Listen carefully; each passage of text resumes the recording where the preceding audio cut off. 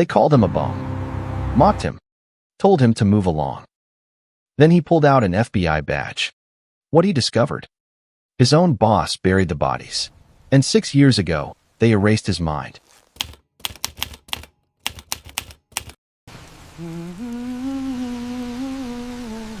We've got a live one here, boys. What's your name, old-timer? Rain doesn't just fall in Riverside, Alabama, it judges. Tonight, it hammered cracked pavement, washing away sins but never reaching the ones buried beneath. The air tasted of rust and regret. Under a dying streetlight, a black man sat hunched beside a shopping cart. Torn clothes, wild beard, a face that once meant something. His name was Eli Turner. Nobody knew that yet. He hummed low over the storm, an old gospel tune his grandmother used to sing. Wade in the water, God's gonna trouble the water. Most folks wouldn't give him a second glance. Another drifter dumped at the edge of town. Riverside had seen plenty, but if you looked closer, you'd notice something off. The way his eyes tracked every passing car. The way his fingers drummed against his thigh, counting, calculating. Eli wasn't lost. He was hunting. Headlights sliced through fog. A patrol car rolled up, tires hissing against wet asphalt. The engine idled. 2 cops inside, silhouettes framed by dashboard glow. The passenger window dropped. "Hey, buddy." Officer Daniels leaned out, smirk already forming. His partner, Henson, chuckled from the driver's seat, low and mean, the kind that didn't need a punchline. Eli didn't look up, just kept humming. "You deaf or something?" Daniels called louder. "Can't sleep here. Town ordinance. Move along." Still nothing. Henson cut the engine. Both doors swung open. Boots splashed into puddles as they stepped out, adjusting their belts like they were gearing up for a show. "Every week, it's another one crawling in from nowhere," Henson muttered, aiming his flashlight at Eli's face. "You got ID, old-timer?" Eli finally lifted his head. His eyes, dark, steady, unshaken, met theirs. He said nothing. Daniels laughed. "Guess not. Figures." The rain intensified, drumming harder against the pavement. Eli's lips moved, barely a whisper. They saw a drifter. But God sees everything, even the lies buried beneath small-town streets. The smirks faded. Then Eli reached slowly into his coat. Both officers' hands shot toward their holsters. "Whoa, easy," Daniels barked, voice pitching higher. "Show me your hands." Henson's fingers wrapped around his gun grip. Thunder rolled across the sky like drums at a funeral. Eli pulled it out. Not a weapon. A badge. Gold. Federal. Unmistakable. The FBI seal caught a flash of lightning, glowing like divine proof. Laughter died in their throats. Eli stood slowly, water streaming off his coat. His voice, calm, cold, deliberate, cut through the storm like a blade. Special Agent Elijah Turner, Bureau of Internal Affairs. He let that sink in, then tilted his head slightly, eyes never leaving theirs. "You two have some explaining to do." The streetlight above them flickered once more, then went dark. And in that blackness, only the badge remained visible, still glinting, still judging. Daniels took a step back, hand still hovering near his holster. "FBI." His voice cracked. "You're telling me you're—" "Bureau of Internal Affairs," Eli repeated, steady as stone. "I investigate dirty cops." The words hung in the air like smoke. Henson's flashlight beam wavered. "This some kind of joke?" "I don't joke," Eli said flatly. Rain poured harder, cascading off his tattered cap. But his posture had shifted. No longer hunched. No longer small. He stood tall now, shoulders squared, eyes locked with the kind of focus that didn't blink. Daniels forced a laugh, though it came out hollow. "Where'd you get that badge?" "eBay." Eli didn't smile. "Call it in. Dispatch will confirm my credentials in 30 seconds. Silence. Neither officer moved toward their radios. That told Eli everything. Henson licked his lips nervously. "Look, I don't know what you think. I didn't think. I watched." Eli's voice dropped lower, colder. 8 months. Living in that cart. Sleeping in alleys. Eating out of dumpsters behind this diner. He stepped forward. They stepped back. "You know what you see when people think you're invisible?" Eli continued. "Everything." The gospel tune echoed faintly in his mind. "Wade in the water." His grandmother used to say God hid Moses in the reeds so Pharaoh's soldiers would walk right past him. Sometimes the best hiding place was right out in the open. Daniels tried to regain control. "So you're undercover. What do you want?" Eli tilted his head, studying them like specimens. Tell me about Darius Freeman. The name landed like a punch. Henson's face went pale. Daniel's jaw tightened. Who? Henson stammered. Don't. Eli's tone sharpened. 22. Tuskegee student. Last seen in your patrol car 3 months ago. Never made it home. Thunder cracked overhead. His mother calls this station every single day, Eli said quietly. Every single day? And you tell her the same lie. Daniel's hand drifted toward his gun. You're making accusations you can't prove. Eli pulled out a small black notebook from his coat, water-stained but intact. Pages filled with names, dates, numbers. I can prove all of it. Then he looked past them, toward the alley behind the diner. You sure you want to talk to me like that? Eli's voice carried weight that made both men freeze. Knowing what I know, knowing what's buried back there. The rain intensified. Henson's radio crackled with static. Eli closed the notebook slowly. Last chance. Daniels and Henson exchanged a glance. And in that glance, Eli saw it. Guilt. The moment stretched like pulled wire, taut and ready to snap. Daniel's hand inched closer to his weapon. Henson shifted his weight, eyes darting between Eli and the alley behind the diner. You don't know what you're talking about, Daniels finally said, but his voice lacked conviction. Eli watched them carefully. He'd interrogated enough guilty men to recognize the signs. The fidgeting, the forced bravado masking panic. Then prove me wrong, Eli said quietly. Take me back there. Show me the alley's empty. Neither cop moved. Rain hammered the pavement between them, each drop sounding louder than the last. Thought so, Eli murmured. Henson's radio crackled again, still just static, but it made him jump. His hand went to the volume knob, twisting it down. Too quick. Too defensive. Look, man. Henson started, his voice pitching higher. I don't know who told you what, but nobody told me anything, Eli interrupted. I saw it myself. He let that sit for a moment. Let them imagine what he might have witnessed in 8 months of watching from the shadows. Daniels took a different approach, his tone shifting to something almost friendly. All right, Agent Turner. Let's say you've been watching. What exactly do you think happened to this kid? The question was a trap. Daniels wanted to know how much Eli actually knew versus how much he was bluffing. Eli didn't take the bait. I think, he said slowly, that Darius Freeman trusted the wrong people. I think he saw something he shouldn't have. And I think you made sure he never got the chance to talk about it. Thunder rolled overhead, deep and threatening. That's a hell of an accusation, Daniels said, his jaw tight. It's not an accusation, Eli replied. It's an observation. Henson's breathing had gotten faster. Shallow. His eyes kept flicking toward the alley, then back to Eli, then to his partner. We didn't, he started, but Daniels shot him a look that could have cut glass. Shut up, Daniels hissed under his breath. Too late. Eli caught it. The slip. The almost confession hanging in the rain-soaked air. He stepped closer, his voice dropping to barely above a whisper. You didn't what, Officer Henson? Henson's mouth opened. Closed. Opened again. I said shut up, Daniels repeated, louder this time. But the damage was done. Eli's eyes narrowed. Here's what's going to happen. You're going to tell me everything. Or I'm going to walk into that diner, use their phone, and in 10 minutes this street will be crawling with federal agents who'll tear this entire town apart looking for answers. He paused, letting the weight of those words sink in. Your choice. The streetlight above them flickered back to life for just a second, illuminating all 3 men in harsh orange light. Then darkness again. And in that darkness, Henson whispered. It wasn't supposed to go that far. Daniels whipped around toward his partner. What did you just say? Henson's face had gone ghost white. I didn't mean. Shut your mouth. Daniels snapped. But Eli had heard enough. The crack in the armor. The first real admission. He held up the badge again, letting it catch what little light remained from the diner windows.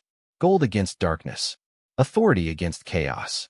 This badge, Eli said slowly, used to mean something to me. His thumb traced the FBI seal, worn smooth from years of carrying it. Years of believing in it. I wore a suit once, he continued, voice distant. Pressed shirt. Polished shoes. Walked into rooms, and people stood up. Showed this badge, and doors opened. Thunder rumbled, softer now, but still present. Then I started noticing things. Cases that went nowhere. Evidence that disappeared. Witnesses who suddenly couldn't remember what they saw. Daniels shifted uncomfortably. So they sent me here, Eli said. Told me to go deep. Become invisible. Find out why small towns like Riverside kept losing people and nobody seemed to care. He looked down at his torn clothes, his dirty hands. They took everything from me. My identity. My dignity. Even my name. The badge glinted in his palm like a dying star. But I kept this, he whispered. Because somewhere underneath all the lies and corruption, I still wanted to believe it stood for something. Henson opened his mouth to speak, but nothing came out. Eli stepped closer to both officers, his voice hardening. You know what's buried in that alley, don't you? Daniel said nothing. 3 months ago, Darius Freeman was walking home from the library. Honor student. Preacher's son. Had his whole life ahead of him. Eli's jaw tightened. You pulled him over for a broken taillight that wasn't broken. The rain had softened to a drizzle now, as if the sky itself was holding its breath. He saw something in your patrol car that night. Eli continued. Something you were transporting. Something illegal. Henson's legs looked ready to give out. And instead of letting him go with a warning, Eli's voice dropped to barely a whisper. You made sure he never talked. Before anyone could respond, headlights appeared at the end of the street. Not a patrol car this time. A black sedan. Engine purring low. All 3 men turned toward it. The car slowed but didn't stop. Just cruised past, windows tinted dark, impossible to see inside. When it disappeared around the corner, Daniels finally spoke. You have no idea what you've walked into. Eli's grip tightened on the badge. Then tell me. Most people never question what happens in the dark. Subscribe so you're never kept in it. The streetlight flickered again, and in that brief flash of orange light, Eli saw something he hadn't noticed before. Fear. Real, genuine fear in both officers' eyes. Not fear of him. Fear of something else. The black sedan's taillights disappeared into the fog, leaving only the memory of its presence. Eli watched the corner where it vanished, mind racing. That wasn't a random drive-by. Someone was watching. Someone always was. He turned back to the officers. Who was that? Daniels wiped rain from his face, buying time.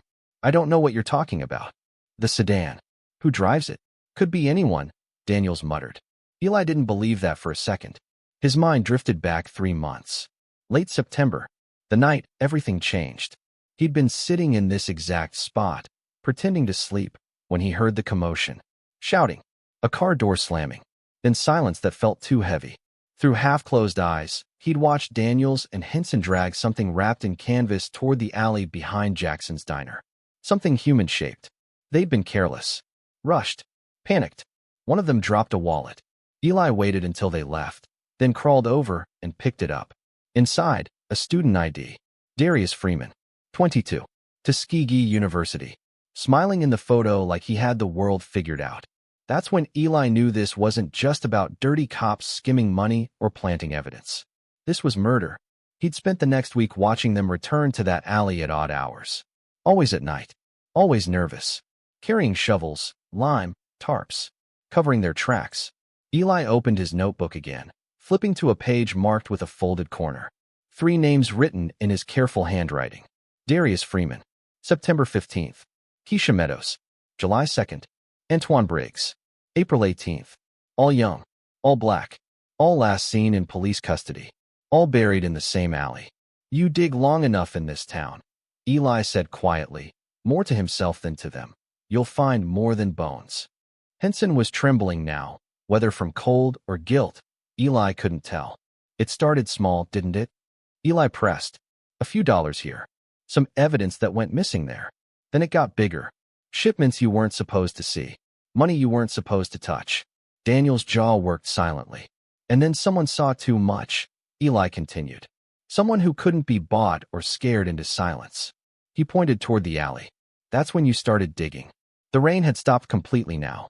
The silence felt suffocating. Henson's voice came out broken. We didn't have a choice. There's always a choice, Eli said coldly. You don't understand. Then make me understand. Daniels grabbed Henson's arm, squeezing hard. Don't say another word. But Henson was past the point of following orders. The dam had cracked, and everything was spilling out. They'll kill us, Henson whispered. Just like they killed. The sound of a gunshot split the night. Not close. Maybe 2 blocks away. But close enough to make everyone freeze. Then another shot. Then screaming.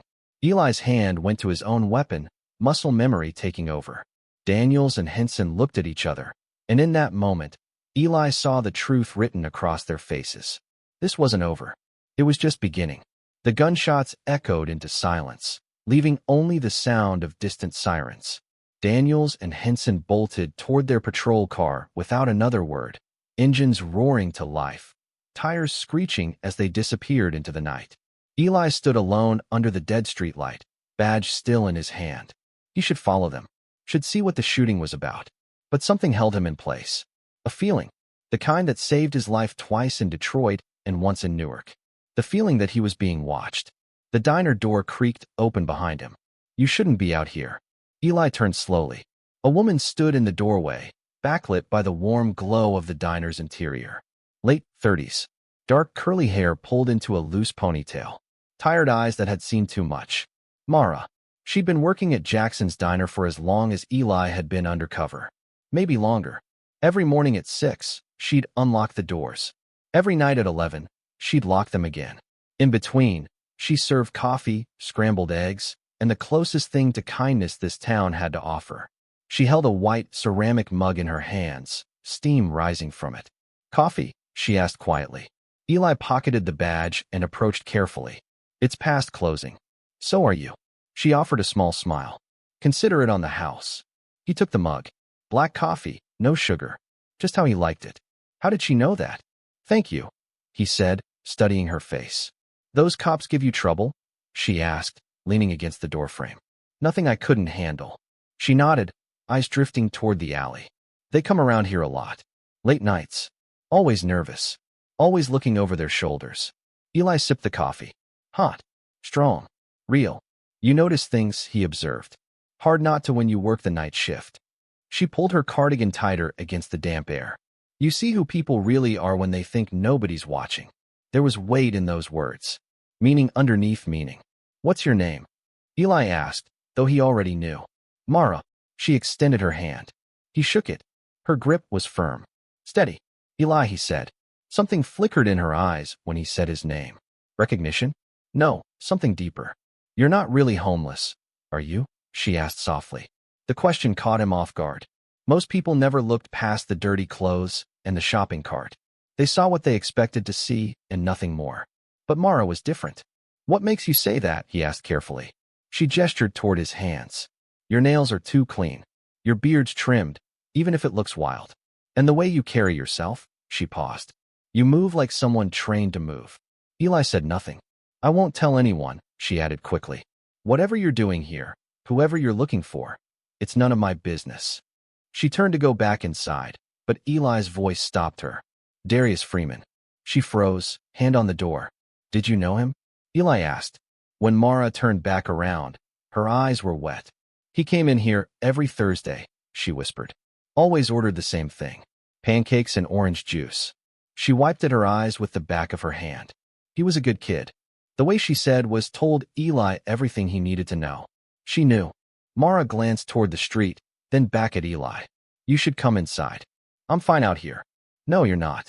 Her voice carried urgency now. That black sedan? It'll circle back. It always does. Eli's jaw tightened. You've seen it before. 3 times this week alone. She held the door open wider. Please. Something in her tone made him move. Inside, the diner was empty except for the hum of the refrigerator and the tick of an old clock. Vinyl booths. Checkered floor. The smell of grease and coffee that had seeped into the walls over decades. Mara locked the door behind them, pulling down the shade. Eli sat at the counter, setting his coffee down. The notebook came out of his coat, water-stained pages crackling as he opened it. Mara wiped down the counter nearby, movements automatic, but her eyes kept drifting to the notebook. What's in there? She finally asked. The truth.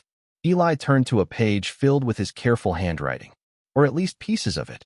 3 names stared back at him. Darius Freeman. September 15th. Last seen. 11:47 p.m., corner of Madison and 5th. Officers. Daniels, Henson. Keisha Meadows. July 2nd. Last seen. 2:33 a.m., outside Riverside Motel. Officers. Daniels, Henson. Antoine Briggs. April 18th. Last seen. 9:15 p.m., bus stop on Martin Luther King Boulevard. Officers. Daniels, Henson.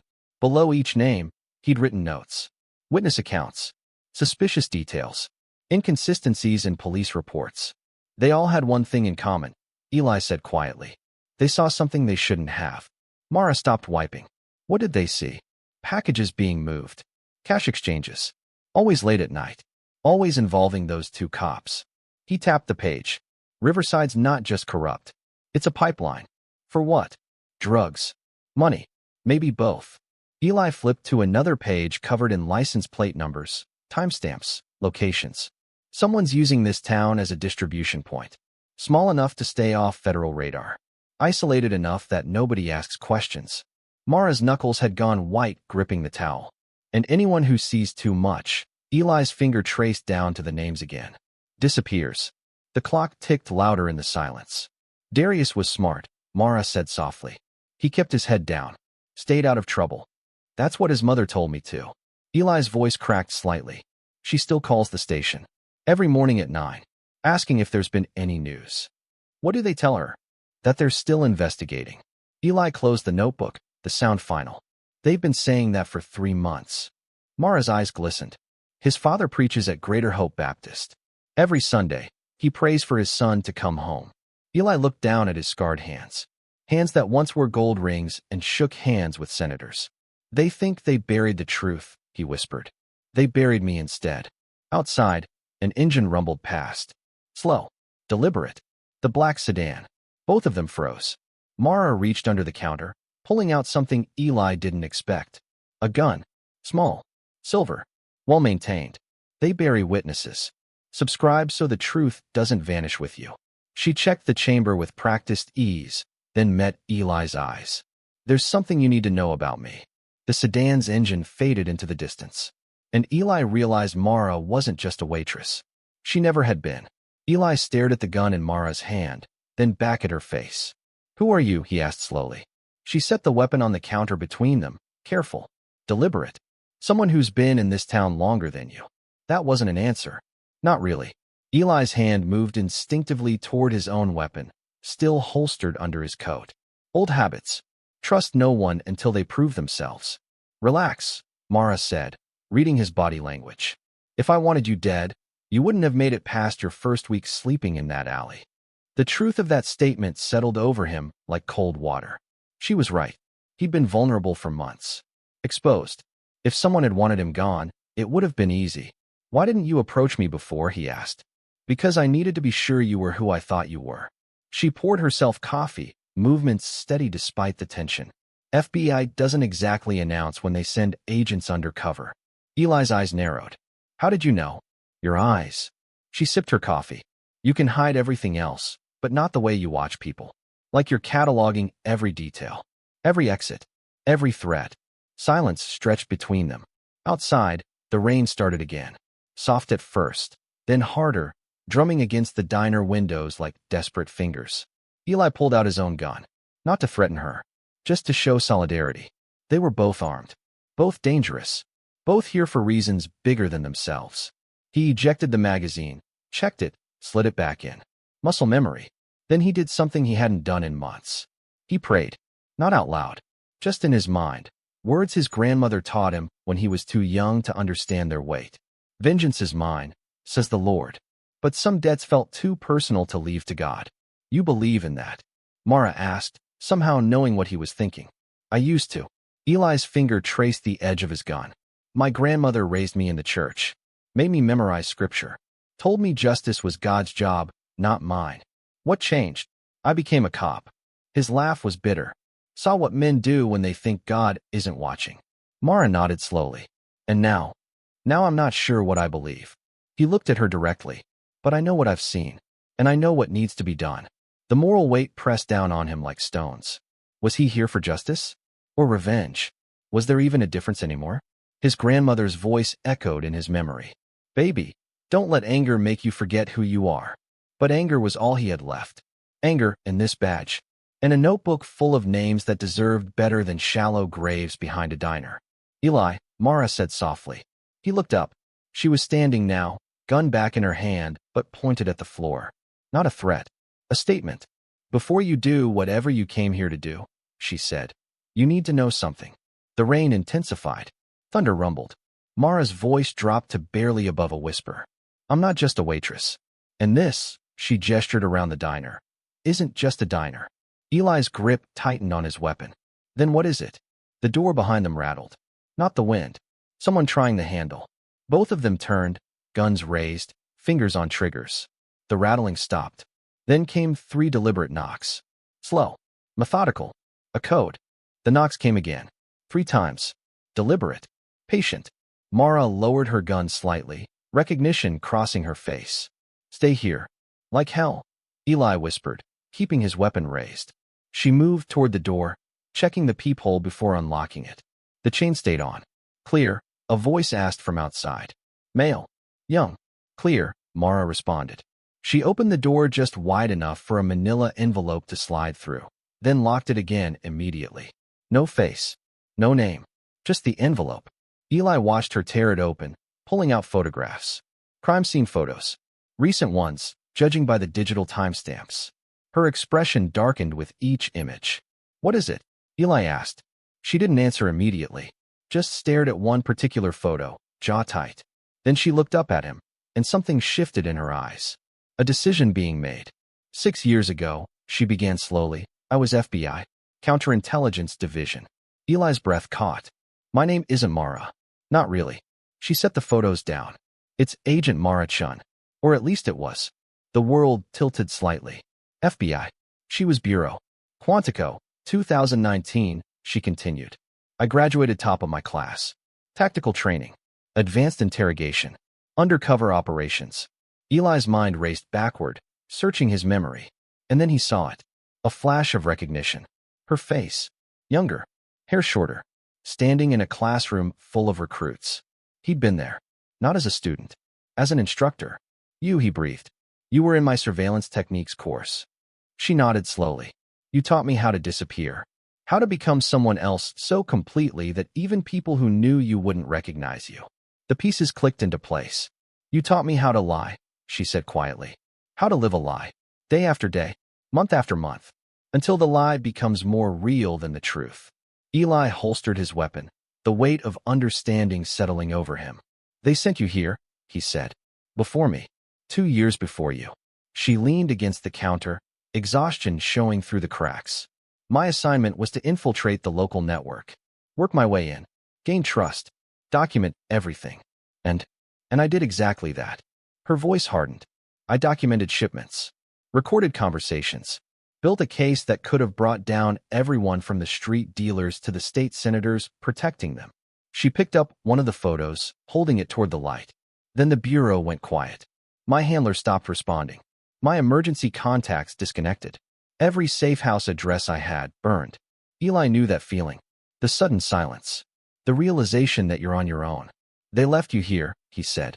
They didn't just leave me. They erased me. She met his eyes. Agent Mara Chun was declared missing in action, presumed dead. No search. No rescue. Nothing. The clock ticked. Rain hammered the windows. Why?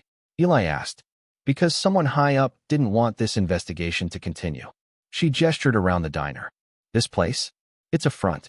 Has been for years. Cash laundering. Information exchange. Everyone who works this network comes through here eventually. Understanding crashed over Eli like a wave. You weren't supposed to find me, Mara said softly. Your mission was separate from mine. But here we are. Thunder rumbled outside. Eli's voice came out rough. How long have you known I was here? Since your second week. A sad smile crossed her face. You're good, Eli. But I taught surveillance to agents after you left Quantico. I know all the tricks. The photographs lay scattered on the counter between them, all showing the same thing. Bodies in shallow graves. And standing over them, shovels in hand. Daniels and Henson. But someone else too. Someone in a dark suit, face obscured. Who was that? Eli pointed. Mara's expression went cold. That's why they wanted us both dead. Eli grabbed the photograph, bringing it closer to the light. 3 figures standing over freshly turned earth. Daniels, Henson, and the third man in the expensive suit, face angled away from the camera. Who took this? Eli asked. I did. 6 months ago. Mara pointed to the timestamp. I've been documenting everything. Every meeting. Every exchange. Every burial. Then why haven't you reported it? To who? Her laugh was hollow. The bureau that abandoned me? The local police who are part of it? The state investigators who take bribes to look the other way? She was right. They were isolated. Completely. The man in the suit, Eli pressed. You know who he is. Mara hesitated, then pulled out another photo from the envelope. Clearer this time. Taken from a different angle. The man's face was visible now. Eli's blood went cold. No, he whispered. Yes. Special Agent Marcus Reeves. FBI Internal Affairs. The same division Eli reported to. The same man who'd authorized Eli's undercover assignment 8 months ago. He's the one who sent you here, Mara said quietly. Told you this was about cleaning up a corrupt police department. Finding missing persons. Building a case. Eli's hands trembled. He said this was routine. It was never routine. Mara's voice hardened. Reeves has been running this pipeline for at least 5 years. Using his position to protect it. Sending agents who get too close on wild goose chases, or, she gestured to herself, leaving them to die. The room felt smaller suddenly. Walls closing in. The bureau's compromised, Eli said, more to himself than to her. Not the whole bureau. Just the parts that matter. She collected the photos, sliding them back into the envelope. Reeves has connections everywhere. Judges, prosecutors, other agents. Anyone who could threaten his operation gets reassigned. Discredited. Or worse.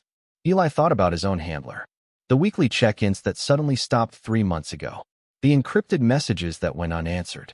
He'd thought it was protocol. Operational security. It was abandonment. We're on our own, he said. We've always been on our own. Outside, lightning flashed, illuminating the diner in stark white light for just a moment. In that flash, Eli saw Mara clearly. Not as his former student. Not as a waitress. As a soldier. Battle-worn. Betrayed. Still fighting. Your umbrella, he said suddenly, remembering. The one you had earlier. It was broken. She glanced toward the corner where a collapsed umbrella leaned against the wall. Bent metal. Torn fabric. Symbolism isn't lost on me, she said softly. Once protected, now useless. The silence stretched between them, heavy with implications. They're coming for both of us, Mara said finally. That sedan earlier? That was reconnaissance. They know you made contact with Daniels and Henson. They know those cops are cracking. How long do we have? Hours. Maybe less. She checked her watch. Reeves will send a cleanup crew. Make it look like a robbery gone wrong. 2 bodies. No witnesses. Case closed. Eli's jaw tightened. Then we move first. Move where? We have no backup. No extraction. No. A phone rang. Not Mara's. Not Eli's. The diner's landline behind the counter. Old rotary phone that looked like it hadn't worked in years. They both stared at it. 3 rings. 4. 5. Corruption runs deeper than you think. Subscribe before they bury the evidence. Mara reached for it slowly, lifting the receiver. Hello. Her face went pale. She held the phone away from her ear, and in the silence, Eli could hear the voice on the other end. Calm. Professional. Familiar. Agent Chun. Agent Turner. I know you're both there. It was Reeves. We need to talk. Mara's hand hovered over the receiver, frozen. Reeves' voice continued, crackling through the old phone like static from another world. I know you've both been very busy tonight. Very productive. Eli grabbed the phone from her. What do you want? Straight to business. I always appreciated that about you, Turner. A pause. Tell me, how does it feel? Living like an animal for 8 months? Eating garbage? Sleeping in filth? Eli's grip tightened until his knuckles went white. You sent me here to die. I sent you here to disappear. There's a difference. Reeves sounded almost bored. You were getting too curious. Asking questions about case closures. Missing evidence logs. I needed you somewhere I could monitor you. While you buried innocent people. Innocent. Reeves laughed. Nobody's innocent, Turner. Especially not in Riverside. The line went quiet except for the rain in the background on both ends.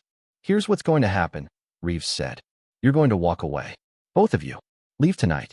Disappear for real this time. And I'll let you live. And if we don't, then what happened to Darius Freeman happens to you. The phone went dead. Eli slammed the receiver down so hard the bell inside rang. Mara was already moving, pulling a black duffel bag from under the counter. Inside, passports, cash, burner phones. An escape kit. We need to go, she said urgently. No. Eli's voice was steel. We need to finish this. Finish what? We have no evidence that'll hold up. No witnesses who'll talk. No. We have the alley. Mara stopped. What? The bodies. Eli grabbed his coat. 3 people buried behind this diner. That's physical evidence. DNA. Proof. You think forensics will matter when the man investigating is the one who put them there? Then we dig them up ourselves. Document everything. Send it everywhere. Media. Congress. Every news outlet we can find. Mara stared at him. That's suicide. It's justice. The word hung between them like a prayer. Outside, the rain had become torrential. Not just water anymore. Something else mixed in. Eli opened the back door of the diner, stepping into the alley. The smell hit him first. Wet earth. Decay. Something metallic. His flashlight beam cut through the darkness, sweeping across cracked pavement, overflowing dumpsters, and blood. Fresh blood, running in rivulets between the cobblestones, diluted by rain but unmistakable. Not old. Not from the buried bodies. This was new.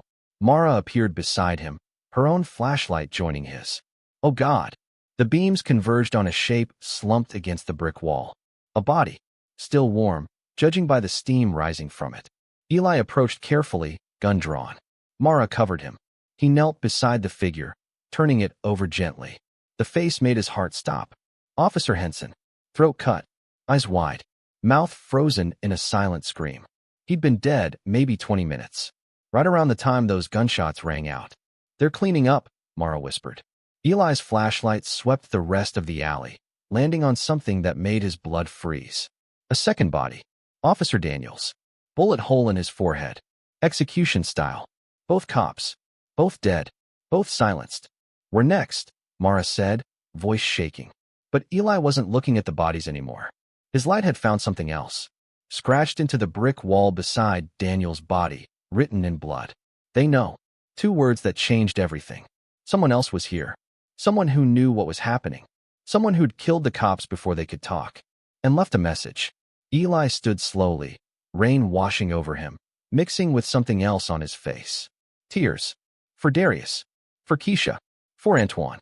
For everyone who died in this godforsaken alley. Mara touched his shoulder. Eli, we have to move. He nodded, but his eyes stayed fixed on those 2 bloody words. They know. The question wasn't who wrote it. The question was what they knew, and why they wanted Eli to see it. The sound came first. Low rumble of engines. Multiple vehicles, moving slow and deliberate down the empty street. Eli's head snapped toward the mouth of the alley. How many exits? 2, Mara said, already moving. This one and through the kitchen. But both lead to the same street. They were boxed in. The engines grew louder. Closer. Eli killed his flashlight. Mara did the same. They pressed against the brick wall, hidden in shadow. Through the gap between buildings, headlights appeared. One SUV. Then another. Then a third. All black. All identical. No license plates visible. They rolled to a stop in front of the diner, engines idling. Federal agents. Eli whispered, hope flickering in his chest. Maybe Reeves sent backup. Maybe. No. Mara's voice was ice. Look at the vehicles.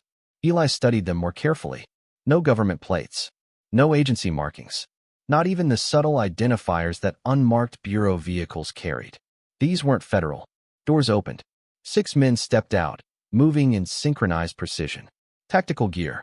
No badges. No insignias. Professional. Efficient. Anonymous. Contractors, Mara breathed. Private military. Eli's stomach dropped.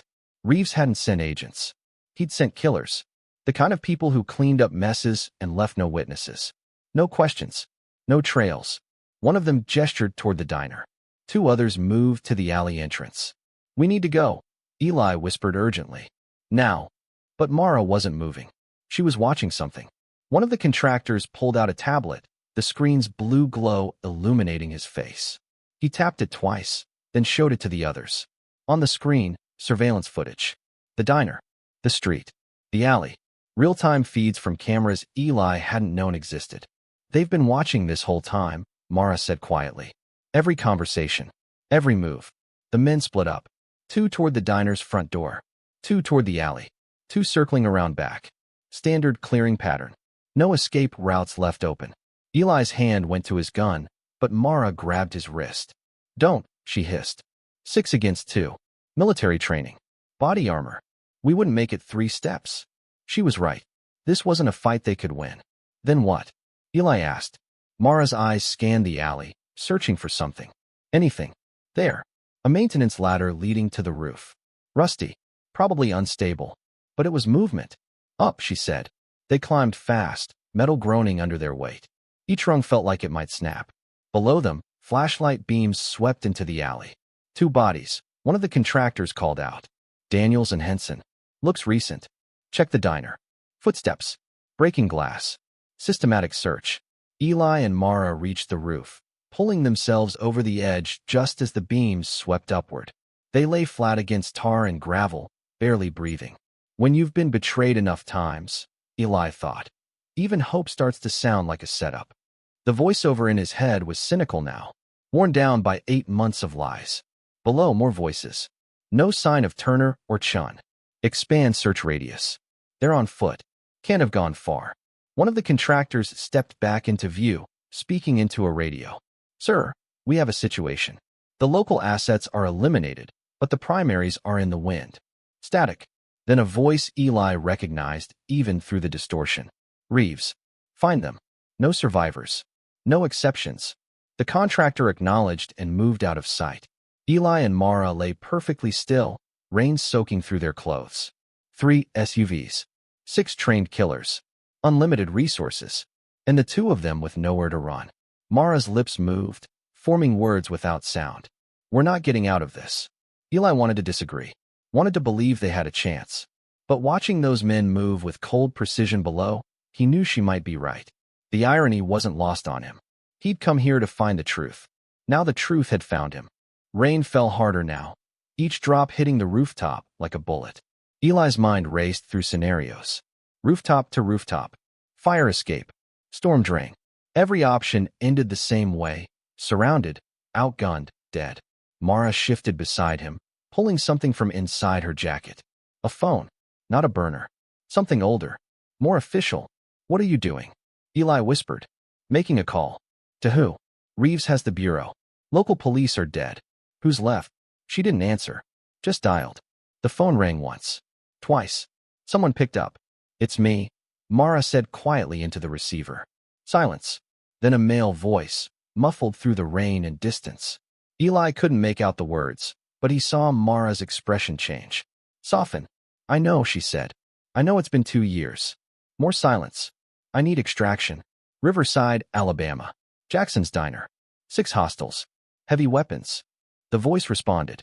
Longer this time. Mara closed her eyes. Please. I wouldn't ask if. The voice cut her off.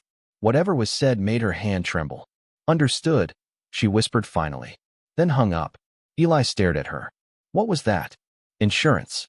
She pocketed the phone. Help's coming. 20 minutes. From who? Someone I should have called 2 years ago. Her voice cracked slightly. Someone I betrayed to stay undercover. Before Eli could press further, footsteps echoed below. The contractors were moving methodically, clearing adjacent buildings. They had maybe 5 minutes before someone checked the rooftops. We need to move, Eli said. Where? They have thermal.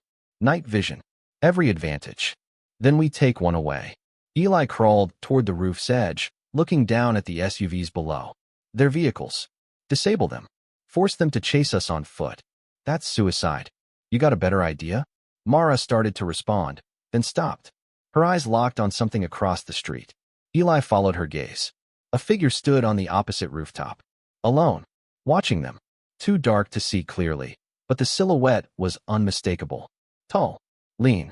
Military posture. The figure raised one hand. Made a gesture. 3 fingers. Then pointed west. A signal. You know them? Eli asked. Mara's jaw tightened. That's my extraction. Already. He was closer than I thought. The figure moved along the rooftop, disappearing into shadow. Below, a contractor's radio crackled. Movement. Rooftop level.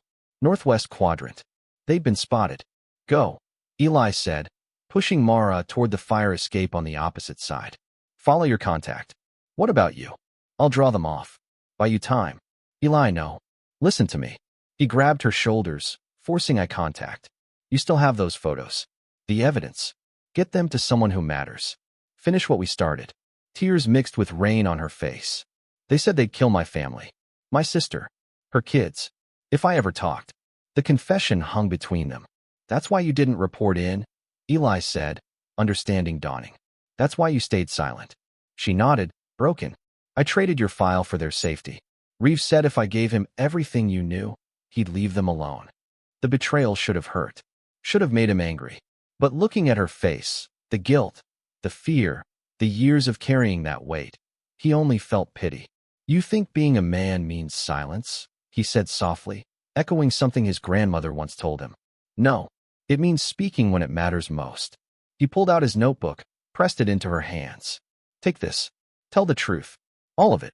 Below, boots hit metal. They were climbing. Loyalty has a price. Subscribe so you know who's really watching your back. Mara looked at the notebook, then at Eli. What will you do? What I came here to do. He drew his gun, checking the chamber one last time. Make them pay. She wanted to argue. He could see it in her eyes. But there wasn't time. Go, he said. And she went. Eli watched her disappear across the rooftops, following that mysterious figure into the darkness. Then he turned toward the sound of approaching footsteps. 6 men. One of him. His grandmother's words echoed one final time. Baby, don't let anger make you forget who you are. He hadn't forgotten. He was FBI, and he didn't run. The first contractor's head appeared over the roof's edge. Eli didn't hesitate. One shot. Center mass. The man dropped without a sound. Chaos erupted. Shooter on the roof. Shooter on the roof. Gunfire exploded from below. Automatic weapons tearing through the night. Bullets punched through the rooftop, sending up sprays of tar and gravel. Eli rolled left, firing twice more into the darkness. One hit. One miss. He crawled toward an air conditioning unit, using it for cover as rounds pinged off metal. His ears rang. His heart hammered. Every breath tasted like gunpowder. This wasn't an arrest. This wasn't justice.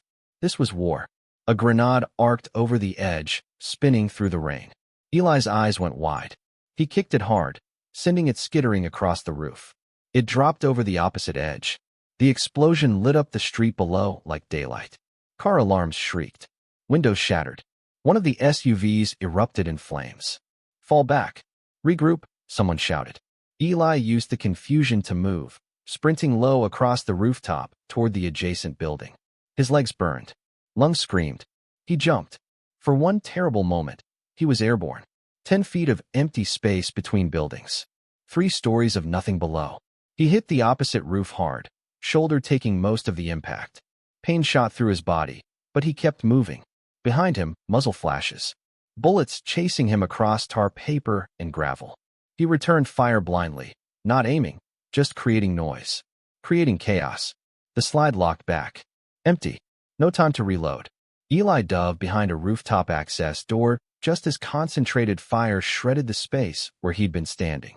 His hands shook as he ejected the empty magazine, fumbling for a fresh one. 2 left. 30 rounds total. Against 4 remaining contractors with unlimited ammunition. The math didn't work.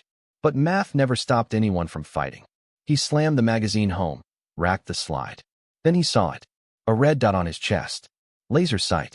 Perfectly steady despite the rain and chaos. Someone had him zeroed. Eli froze. The dot didn't waver. Professional. Patient. Waiting for the shot. His mind raced. Which direction? Rooftop across the street. Window below? Another angle entirely? No way to tell. No way to dodge. The dot tracked upward slowly. From chest to throat too. Mara's scream cut through the night. Eli. The dot vanished. A gunshot cracked from a different direction entirely. One of the contractors on the adjacent roof jerked backward, rifle clattering away. Sniper shot. Clean. Professional. Mara's extraction wasn't just watching anymore. Another shot. Another contractor down. The remaining 3 scattered, seeking cover, suddenly the ones being hunted. Eli used the opportunity. He moved fast, reaching the fire escape, descending 2 rungs at a time. His feet hit pavement just as the 3rd SUV's engine roared to life. Someone was trying to escape. Eli raised his weapon, but the vehicle was already moving. Tires squealing, heading straight toward him. He fired. 3 shots through the windshield. The SUV swerved wildly, jumped the curb, and slammed into a light post with a sickening crunch of metal. Silence fell. Just rain. Just his breathing. Just the crackle of flames from the burning vehicle blocks away. Eli approached the crashed SUV cautiously, gun raised. The driver slumped against the steering wheel, unconscious. Blood on his temple. Not dead. Not yet. Eli yanked the door open, pulled the man out, zip-tied his hands with plastic restraints from the man's own gear. A voice crackled from the driver's radio. Status report. Wilson, respond. Eli picked up the radio slowly. Pressed the button. Said nothing. Just let Reeves hear the sound of his operation falling apart. Let him hear the rain. Let him hear the silence where his hired killers used to be. Then Eli spoke, voice steady despite everything. Your move. He dropped the radio into a puddle and walked away. Behind him, flames reflected in standing water. Ahead, Mara emerged from shadow, that mysterious figure beside her. The figure stepped forward into the light, and Eli's world tilted again, because he recognized that face. Agent Marcus Reeves stood before him, but not the Reeves he knew. This man was older, grayer, different. Hello, Elijah, the man said quietly. My name is Richard Reeves. Marcus is my brother, and we need to talk about how to stop him. Eli stared at Richard Reeves, searching for the lie. Brothers. Marcus and Richard. One corrupt, one trying to stop him. It sounded too convenient. Too perfect. Prove it, Eli said, gun still raised. Richard slowly reached into his jacket, hands visible, movements deliberate, and pulled out credentials. Real ones. Treasury Department. Financial Crimes Division. I've been investigating my brother for 3 years, Richard said. Ever since money started disappearing from seized asset accounts. Mara stepped forward. He's telling the truth. He's the one who told me to stay dark. To keep documenting. Then why didn't you tell me? Eli demanded. Because we couldn't risk it. Richard's voice was steady. Professional. Marcus has access to every communication channel. Every database. If we'd contacted you directly, he would have known. The rain continued falling, washing blood from the street. Eli lowered his weapon slightly. What do you want from me? The same thing you want. Richard gestured toward the alley behind the diner. Evidence. Bodies. Proof that can't be buried or explained away. The alley. Always the alley. Eli had avoided going back there since finding Daniels and Henson. Too many ghosts. Too much death. But now there was no choice. The three of them moved together, flashlights cutting through darkness. The bodies of the 2 officers remained where they'd fallen, rain pooling around them. Beyond them, toward the back wall, the earth looked disturbed. Patches of fresh dirt mixed with old concrete. 3 graves, Mara said quietly. Darius, Keisha, Antoine. Richard knelt beside the nearest patch, brushing away loose soil. We need to document everything before Marcus sends reinforcements. Eli's hands were shaking as he pulled out his phone. Camera. Flash. He started taking photos. Evidence. Truth. Finally. But as his light swept across the wall, he saw something that made his blood freeze. More writing. Scratched into brick. Older than the they know message. Initials. Dates. Names. Not just 3. Dozens. Years' worth of victims carved into the wall like a memorial. Like a confession. My God, Mara whispered. How long has this been going on? Richard's jaw tightened. Longer than any of us knew. Eli's flashlight traced the names. Some recent. Some faded by weather and time. Then he saw one that stopped his heart. ET 2019. His initials. His year. But he hadn't carved that. He'd never been here before 8 months ago. What is this? He asked, voice shaking. Richard moved closer, studying the carving. His expression darkened. You were here before, Richard said quietly. 6 years ago. Before you went to Quantico. Before you were FBI. Eli's mind reeled. That's impossible. I would remember. Not if someone made you forget. The words hit like bullets. Memories flickered at the edges of his consciousness. Fragmented. Incomplete. A younger version of himself. College student. Driving through Riverside. Car trouble. A helpful police officer. A drink offered. Then, nothing. Just blank space where memory should be. They drugged you, Richard continued. My brother perfected the technique. Rohypnol mixed with scopolamine. Causes temporary amnesia. You wake up hours later with no memory of what happened. Eli stumbled backward, head spinning. That's why he'd felt drawn to Riverside. Why the town seemed familiar despite never having been here officially. He had been here. And something terrible had happened. You saw something, Richard pressed. Something Marcus couldn't let you remember. So he erased it. Eli's hands went to his head, trying to force the memories back. trying to remember. But there was only darkness. Only absence. Mara touched his arm gently. Eli, I buried something here, he whispered suddenly, the words coming from somewhere deep. Years ago, I buried. He dropped to his knees beside a specific patch of earth, hands digging frantically, dirt under fingernails, rain mixing with soil. 6 inches down, his fingers hit plastic. A bag. Sealed. Preserved. He pulled it free, hands trembling. Inside, a tape recorder. Old. Covered in mud, but intact. The kind he used to carry in college for journalism classes. Play it, Richard said. Eli's thumb found the button. Static. Then his own voice. Younger. Terrified. This is Elijah Turner. If anyone finds this, tell them what happened. Tell them about the officer. Tell them about the money. Tell them. Gunshot on the recording. Screaming. Then silence. Just the sound of rain that night 6 years ago. The tape ended. Eli looked up at Richard and Mara, tears streaming down his face. What did I see? Richard took the recorder gently from Eli's shaking hands. There's more, he said, rewinding the tape. The recording didn't end. It just paused. He pressed play again. Static cleared. Eli's younger voice continued, shakier now. They're coming back. I can hear them. If I don't make it out, someone needs to know. Officer Marcus Reeves. FBI badge number 7743. He's not investigating the pipeline. He's running it. Breathing. Heavy. Panicked. I saw the transfer. $3 million in cash. Duffel bags loaded into a bureau vehicle. He saw me taking pictures. He knows I know. Footsteps on the recording. Getting closer. I'm hiding it all. The photos. The flash drive. Everything. Behind the diner. Under the... A voice cut him off. Calm. Professional. Terrifyingly familiar. Marcus Reeves. Put the recorder down, son. Let's talk about this. Young Eli's voice cracked. I'm a journalism student. I have rights. I'll report. You won't report anything. Sounds of struggle. The recorder hitting the ground. Muffled voices. Then a different sound. Glass breaking. Liquid pouring. Marcus again, quieter now. Drink this. It'll help you calm down. I don't want. Drink. It. More struggle. Then silence. Long, terrible silence. Finally, Marcus's voice, speaking to someone else. Asterisk, he won't remember any of this by morning. Drop him at the county line. Make it look like he passed out drunk. Asterisk. Another voice. Daniel's, younger, but recognizable. Asterisk, what about the recorder? Asterisk. Asterisk, leave it. Nobody searches alley debris. And even if they find it, there's no proof. No photos. No witnesses. Asterisk. Footsteps fading. The tape ended for real this time. Eli sat in the mud, staring at nothing. His entire life had been built on a lie. The bureau, the badge, the mission, all of it started here. In this alley, with his memory stolen. You joined the FBI to find answers, Richard said softly. You didn't remember why, but part of you knew something was wrong. That's why you kept pushing, kept asking questions. Mara knelt beside Eli. Marcus made you into exactly what he needed. An agent he could control, send anywhere, use and discard. The photos, Eli said suddenly, looking up. The flash drive. I said I hid them.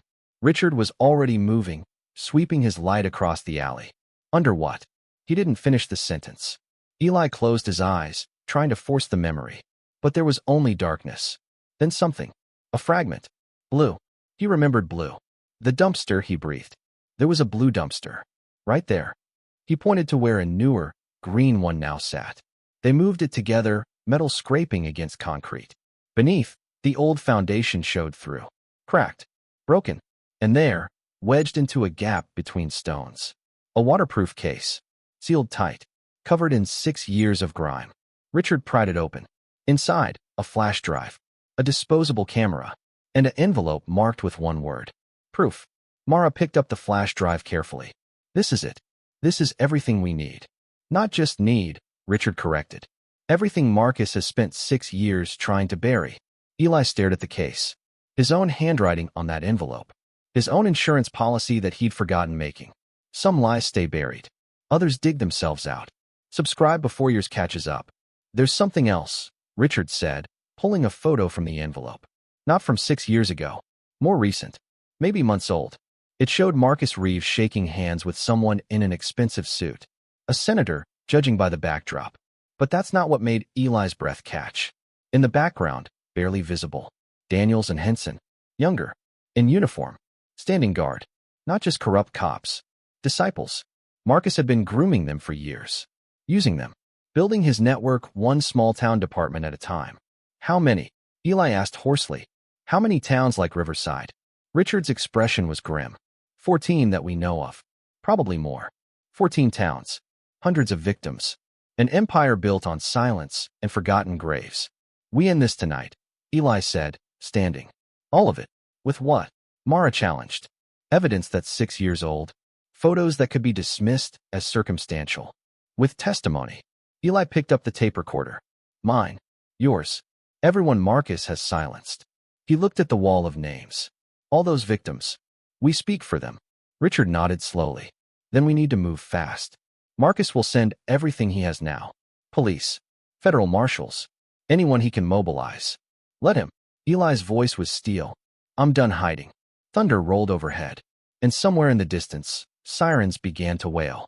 The sirens grew louder, closing in from multiple directions. Eli stood in the alley, rain washing over him, and for the first time in months, he felt clear. Not about what would happen next, but about who he was. A memory surfaced. Not stolen. Not buried. Real. His first day at Quantico. Standing in formation with 40 other recruits. The instructor, a stern black man named Agent Lawrence Bishop, had looked at them like they were children playing dress-up. Most of you won't make it, Bishop had said. Not because you're not smart enough. Not because you're not tough enough. But because you'll forget why you're here. Eli had raised his hand. Sir, why are we here? Bishop's expression had softened, just slightly. To be the voice for people who've been silenced. To stand in the gap between power and the powerless. And to never, ever forget that this badge, he'd tapped his chest, bleeds you dry if you let it. The words echoed across time. Don't let them use your badge till it bleeds you dry, son. Bishop had pulled Eli aside after that first day. Two black men in a predominantly white institution, understanding each other without words. You're going to face things out there that make you question everything, Bishop had said. Your faith, your purpose, your identity. When that happens, remember this. The badge doesn't define you. You define it. Eli had carried those words for years. Through Detroit. Through Newark. Through every hard case and sleepless night. Until Riverside. Until Marcus Reeves stripped him of everything and sent him to live like an animal in the streets. But standing here now, evidence in hand, he understood. Bishop was right. The badge hadn't defined him. He defined it. Eli, Mara said urgently. We need to move. He looked down at his torn clothes. His dirty hands. The shopping cart he'd pushed for 8 months. Then at the FBI badge still clipped to his belt. Tarnished. Bent. But still there. My mother gave me this, he said quietly, pulling out something else from his coat. A Bible. Small. Leather-bound. Water-stained but intact. Mara and Richard stared. You carried that the whole time? Mara asked. Every day. Eli opened it to a marked page. Exodus 23 verse 7. His grandmother's favorite verse. Keep far from a false charge, and do not kill the innocent and righteous, for I will not acquit the wicked. She'd highlighted it in yellow. Written in the margin, for my Elijah. Be righteous, baby, even when it costs you everything. He'd read it 1,000 times. In academy. On stakeouts. In moments when the job felt too heavy. Now it felt like prophecy. Richard checked his watch. 2 minutes until they're on us. Let them come. Eli closed the Bible, tucking it back inside his coat. I'm not running anymore. This isn't about running, Richard pressed. It's about surviving long enough to testify. My grandmother used to say something else. Eli looked at both of them. She'd say, baby, sometimes survival isn't the goal. Sometimes witness is. The words hung in the air. Mara understood first. You're going to turn yourself in. Not to Marcus. To the media. To Congress. To everyone watching. Eli picked up the evidence case. Public. Loud. Impossible to silence. Richard shook his head. Marcus has people everywhere. He'll kill me. Eli smiled grimly. He already tried. I'm still here. The sirens were deafening now. Blocks away. Maybe less. Eli thought about Darius Freeman. Keisha Meadows. Antoine Briggs. All the names on that wall. Young. Black. Silenced. Just like he'd almost been. But their stories weren't over. Not while he could still speak. My whole life, Eli said softly, I've been preparing for this moment. I just didn't know it. HBCU education, church upbringing, FBI training, 8 months in hell, all of it leading here. To this alley, this choice, this stand. He looked up at the American flag hanging limp in the rain from a nearby building. Thought about what it was supposed to mean. Justice, liberty, truth. Thought about what it actually meant for people who looked like him. And decided he'd make it mean something again. Or die trying. Maybe I already forgot who I was, he whispered, echoing his own fear from earlier. Then louder, but I remember now. The first police car screeched around the corner, lights blazing. Eli raised his hands slowly, evidence case held high, and waited for the world to finally see the truth. For patrol cars surrounded them, headlights creating a wall of blinding white. Eli stood motionless, hands raised, evidence case visible. Behind him, Mara and Richard did the same. Car doors opened. Officers emerged. 8 of them, maybe more. Weapons drawn, but not aimed yet. Waiting for orders. A voice boomed through a megaphone. On your knees. All of you. Now. Eli didn't move. I'm a federal agent. FBI. I have evidence of. On your knees. Slowly, carefully, Eli lowered himself. Knees hitting wet pavement. Hands still raised. Case still visible. Mara and Richard followed. The officers approached cautiously. Professional. By the book. Too professional, Eli realized. These weren't Riverside cops. Wrong uniforms. Wrong patches. State police. Maybe federal marshals. Marcus had called in bigger guns. One officer, tall, white, veteran by his bearing, reached Eli first. He grabbed the evidence case roughly. What's in here? Proof, Eli said. Proof that Special Agent Marcus Reeves has been. Shut up. The officer opened the case, examining the contents. His expression didn't change. You're Elijah Turner? Yes. There's a warrant for your arrest. Assault on federal officers. Destruction of government property. Resisting. That's a lie, Eli interrupted. Everything in that case proves. The officer wasn't listening. He was reading something on his phone. Orders. Instructions. From Marcus. We're taking you into custody, the officer said finally. All 3 of you. Richard spoke up. I'm Treasury Department. Badge number. I know who you are, Agent Reeves. The officer's tone was ice. Your brother said you'd be here. Said you've been helping fugitives. The trap snapped shut. Marcus hadn't just sent officers. He'd sent people who believed his version. People who thought they were doing the right thing. Listen to me, Eli said urgently. Your brother is corrupt. The evidence will be reviewed by the appropriate authorities. The officer gestured to his team. Cuff them. Hands grabbed Eli's arms. Metal clicked around his wrists. Too tight. Deliberate. They'd been trained to see him as dangerous. As criminal. Not as the victim. Not as the witness. Mara struggled. You're making a mistake. If you take us in, we're dead. Marcus will. Agent Reeves is a decorated officer with 20 years of service. You're fugitives spreading conspiracy theories. The lead officer's voice carried finality. Take them to separate vehicles. No communication. They were being split up. Isolated. Classic interrogation tactics. But also assassination tactics. Separate vehicles meant separate accidents. Separate disappearances. Eli met Mara's eyes across the distance. Saw the same understanding. This was it. The end Marcus had planned all along. But then something happened. A phone rang. Not the officers. Not theirs. Somewhere else. Closed but hidden. The lead officer frowned, looking around. Who's got an active device? No one responded. The ringing continued. Insistent. Growing louder. It was coming from the evidence case. The officer opened it again, pulling out the old flash drive. Except it wasn't just a flash drive anymore. It was transmitting. What the hell? The officer held it up. This thing's live. Richard smiled grimly. It's been broadcasting since we opened the case. Everything you've said. Everything you've done. Straight to. A new voice cut through the night. Female. Professional. Coming from a news van that had just rounded the corner. This is Christina Wallace, Channel 7 News. We've been receiving a live feed from this location. Can you confirm you're arresting FBI agent Elijah Turner? Cameras. Lights. Reporters spilling out of the van. More vehicles arriving. Civilian cars. Phones recording. Social media going live. The lead officer's face went pale. How did they? I called them, Richard said. Before we ever came here. Told them to wait for my signal. The signal was the flash drive going active. Suddenly they weren't in a dark alley anymore. They were center stage. Marcus couldn't make them disappear now. Not with cameras rolling. Not with thousands of people watching in real time. The trap had reversed. Eli Turner, the reporter called out. Is it true you've been investigating corruption within the FBI? Eli looked directly at the camera. At America watching. At everyone Marcus thought he'd silenced. It's true, he said clearly. And I have proof. Through thermal scopes 2 blocks away, Marcus Reeves watched the scene unfold. Watched his perfect plan unravel on live television. And reached for his weapon. The cameras captured everything. Eli kneeling in the rain. Hands cuffed. Blood streaking down his temple from where he'd hit the rooftop earlier.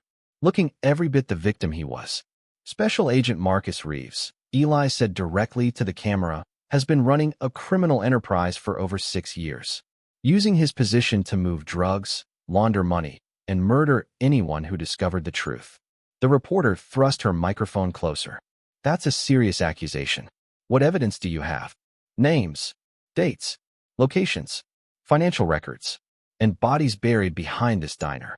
Eli's voice never wavered. Darius Freeman, Keisha Meadows, Antoine Briggs, and dozens more across 14 towns. Behind the cameras, people gasped. The lead officer's grip on his weapon loosened. I was sent here undercover to investigate, Eli continued. But I didn't know I was investigating the man who sent me. The man who erased my memory 6 years ago when I witnessed his crimes as a college student. The reporter's eyes widened. You're saying a sitting FBI agent drugged you? Erased your memory? I'm saying he tried to erase me completely. Eli looked past the camera, knowing Marcus was watching somewhere. But some truths don't stay buried. Movement at the perimeter. A black sedan pulling up. Engine idling. No one paid attention at first. Just another vehicle in the chaos. But Eli saw the driver's face through tinted glass. Marcus Reeves. Here. Now. In person. Their eyes met across 50 yards of rain and camera lights. Marcus stepped out slowly. Suit immaculate. Badge visible. Every inch the decorated agent. He raised his hands peacefully. Officers, I'm Special Agent Marcus Reeves. FBI Internal Affairs.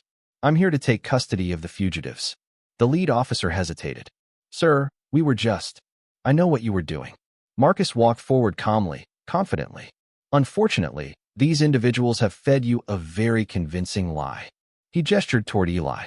Agent Turner suffered a psychological breakdown 8 months ago. Paranoid delusions. We sent him for evaluation. He escaped custody and has been evading treatment ever since. The reporters murmured. Cameras swiveled between Eli and Marcus. Everything he's telling you, Marcus continued smoothly, is the product of an unwell mind. It's tragic, really. He was a good agent once. Eli felt the narrative shifting, felt Marcus's words landing like poison. He's lying, Eli said, but his voice sounded desperate even to himself. Marcus pulled out documentation. Official FBI psychiatric evaluations. Signed by doctors. Stamped by the Bureau. All fake. All perfectly manufactured. As you can see, Marcus said, handing papers to the reporter, Agent Turner has a documented history of instability. The Bureau has been trying to help him for months. The reporter read quickly, confusion crossing her face. But the evidence, she said. The flash drive. Fabricated. Marcus's tone was sympathetic. Professional. We believe Agent Turner, in his delusion, created false documents to support his conspiracy theories. It's not uncommon in cases of paranoid schizophrenia. The words struck like bullets. Suddenly, Eli wasn't a whistleblower anymore. He was a crazy homeless man making wild accusations. No, Eli said. No, check the bodies. Check the alley. Physical evidence can't be faked. Marcus nodded sadly. Officers, you'll find the remains of 2 individuals behind the diner. Officers Daniels and Henson. Murdered earlier tonight. He paused, letting that sink in. By Agent Turner. The words detonated like grenades. Reporters shouted questions. Officers raised their weapons again. The narrative collapsed around Eli like walls. I didn't, Eli started. He attacked them when they tried to bring him in peacefully. Marcus continued. Killed them both. We have ballistic evidence linking his weapon to the crime. Planted evidence. Of course. Marcus had planned for everything. Eli looked at Mara. At Richard. At the cameras that were supposed to save them. And realized they'd walked into a trap within a trap. Marcus approached slowly, handcuffs in hand. It's over, Elijah. Let me help you. Please. The performance was perfect. the concerned superior, the compassionate agent. Everyone watching saw what Marcus wanted them to see. A hero trying to save a broken man. When justice fails, who watches the watchers? Subscribe before they rewrite your truth too. Eli knelt in the rain, hands still cuffed, and felt something inside him break. Not his resolve, his fear. Because he suddenly understood. Marcus could control the narrative, control the evidence, control everyone. But he couldn't control one thing. Tell them, Eli said quietly, looking directly at Marcus. Tell everyone watching. Tell them the truth was never gone. Marcus's smile faltered, just for a second, but the cameras caught it. And Eli knew he'd won something. Not the fight, but the doubt. The camera caught it. That flicker, that micro-expression. Marcus Reeves, perfect, controlled Marcus, showing doubt. The reporter saw it too. Agent Reeves, if Agent Turner is mentally unstable, why did you send him undercover for 8 months? Marcus recovered quickly. I didn't send him anywhere. He went rogue after. But the assignment records show. She checked her phone, reading something. Multiple check-ins logged in bureau databases. Authorization codes matching your credentials. Someone had leaked more than the flash drive. Richard smiled grimly from where officers held him. Marcus's jaw tightened. Those records are. Gunfire shattered the moment. Not from Marcus. From somewhere else. The remaining contractor, the one Eli had zip-tied earlier, had freed himself. Weapon raised. Aiming not at Eli. At Marcus. You left us to die, the contractor screamed. Told us to eliminate targets, then cut our extraction. One shot. Marcus moved with trained precision, but the bullet caught his shoulder. He spun, falling. Chaos erupted. Officers returning fire. Reporters diving for cover. Camera feeds shaking, but still broadcasting. The contractor went down in a hail of bullets. But the damage was done. Marcus lay bleeding on the pavement, his carefully constructed narrative bleeding out with him. Eli watched it unfold like a dream. Slow motion. Surreal. Officers surrounded Marcus, calling for medics. One of them picked up something that had fallen from Marcus's jacket. A phone. Screen cracked, but still lit. Messages visible. Years of incriminating conversations. Orders. Payoffs. Arrangements. Marcus had been too arrogant to delete anything. The lead officer stared at the phone, then at Marcus, then at Eli. Understanding dawned. Uncuff him, the officer said quietly. Sir, uncuff Agent Turner. Now. Metal clicked open. Eli's hands came free. He stood slowly, every muscle screaming. Rain still falling. Always falling. Marcus looked up from the ground, blood pooling beneath him. Their eyes met. You can't win, Marcus whispered. Even if I go down, the network continues. Too many people. Too much money. Eli knelt beside him. Maybe. But you'll spend whatever time you have left knowing one thing. He unclipped his badge. The FBI seal caught lightning one final time. I remembered. He placed the badge on Marcus's chest. Not as surrender. As verdict. Then Eli stood and walked toward the cameras. Toward Christina Wallace, who held her microphone steady despite everything. Tell them, Eli said quietly. In Riverside, they don't talk about what happened here. But when it rains, they say you can still hear the badge hit the ground. The cameras kept rolling as medical teams loaded Marcus into an ambulance. As Richard and Mara were released. As the evidence case was logged and sealed by officers who finally understood. But Eli was already walking away. Down the street. Into the rain. Into the night. The reporter called after him. Agent Turner. Where are you going? He didn't answer. Just kept walking. Toward what? He didn't know. Away from what? He understood completely. Underscore. Morning came eventually. It always did. The diner was gone. Not burned. Not demolished. Just empty. As if Jackson's had never existed. Crime scene tape. Federal vehicles. Investigators in white suits excavating the alley. Finding bodies. Finding truth. Finding evidence that would take years to process. But the badge remained. Someone had found it in the chaos. Placed it on the diner's doorstep like a memorial. Gold catching the first light of dawn. People walked past it. Looked at it. Wondered what it meant. A symbol of justice? Or corruption? Maybe both. The rain started again around noon. And if you listened carefully, really carefully, you could hear something. The sound of that badge hitting wet pavement. Right before the thunder rolled. Some stories end. Others just begin again. Was Elijah Turner ever really there? Or was he always undercover, always watching, always one step ahead? The badge knows. But badges don't talk. They just glint in puddles, reflecting faces of people who pass by, reminding them that someone is always watching, always remembering, always waiting in the rain.